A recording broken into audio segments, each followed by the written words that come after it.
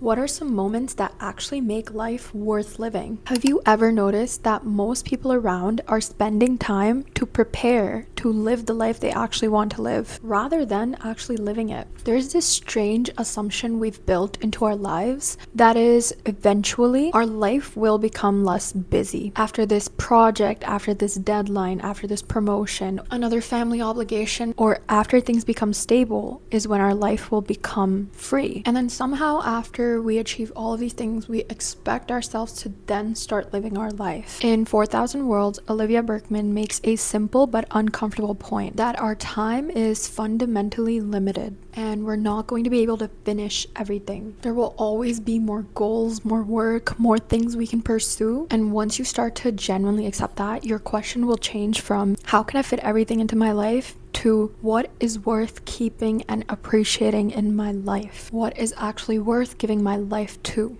The second point I want to talk about, which I think is super relevant to today's world, is that productivity does not necessarily equate to a meaningful life. As human beings, we've become really good at measuring things in our lives. For instance, how much money we earn, how many goals we accomplish, how efficiently we're able to use the time we have in our hands. But notice something, that none of these things actually tell you how fulfilled you are with your life or how you actually experienced your life. You could have had a really productive day, but do you genuinely remember it today? And then on the other hand, you could spend an afternoon doing absolutely nothing but being so at peace and just reading a book while it rains, and you could remember that for years. Because I think something that we fail to realize is that meaning doesn't come from accomplishment. Sometimes it comes from the sheer experience of whatever is going on, whether it's being somewhere that's super beautiful or laughing with your friends until your stomach literally hurts, from having a conversation with a person that changes the way you think, from doing something completely spontaneous.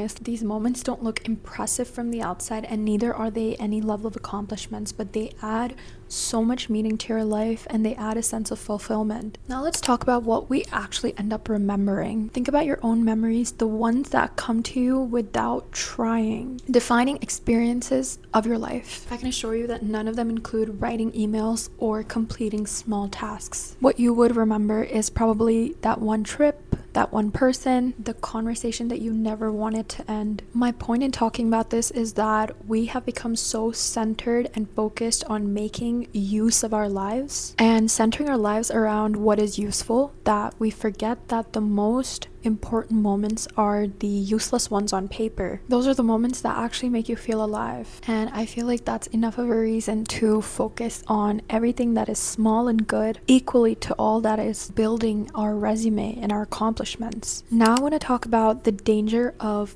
postponing your life and essentially marking down your life as some place in the future. It is one of the easiest ways to lose years out of your life. I'll do that when work gets easier. I'll do that when I'm more successful. These are common things that echo between people today. Whereas the reality is when you're actually 45 years old and you've made the money and you've been accomplished, you're not going to have the same level of energy and life inside you that you do at the age of 25. That's not to say that you can't have fun for the rest of your life. Of course you can, but being young and experiencing the world is a whole different ballgame. There is no final stage where your life is suddenly resolved of everything that you currently feel you lack, and the day that comes that's when you're going to start enjoying your life. That's not how life works. The way I look at it is that there is just this version of your life, and then there's the next one, and then there's the next one. And each of them come with their own beautiful aspects and moments. And this is also your sign to give the ordinary moments of your life more weightage than you normally do. Another hot take I have in this situation is that the best lives are not the most extraordinary ones. A good life doesn't necessarily have to be an impressive one. A good life doesn't have to be the one where you're the prettiest, the richest, the most accomplished, and you have things to flex about you. Having a good life and an impressive life are two different things. The power of having a room full of people that you return to at home at the end of the night definitely adds more value to your human self than driving home to a mansion that is all alone. And again, I want to emphasize that I am not saying that you cannot be happy alone,